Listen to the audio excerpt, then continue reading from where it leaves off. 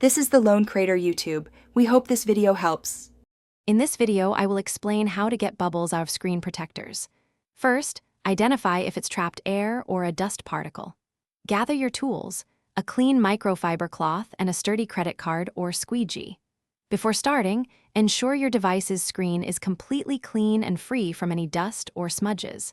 This crucial step prevents new bubbles from forming during the process, setting you up for success. For simple air bubbles, the squeegee method is highly effective.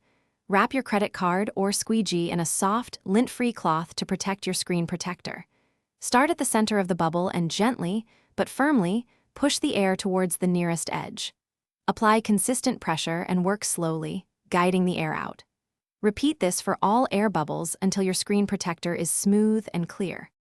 If a bubble persists with a tiny speck, dust is the likely culprit. Carefully and slowly lift the screen protector corner closest to the dust particle. Once lifted just enough, use a piece of sticky tape, like Scotch tape, to gently dab the underside where the dust is. The tape will pick up the dust. Then, slowly lower and reapply the screen protector, ensuring it adheres smoothly. To prevent future bubbles, apply your screen protector in a steamy bathroom. Humidity helps settle dust.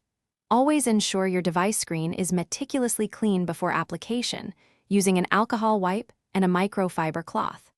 After successfully removing all bubbles, give your screen protector a final gentle polish with a clean microfiber cloth.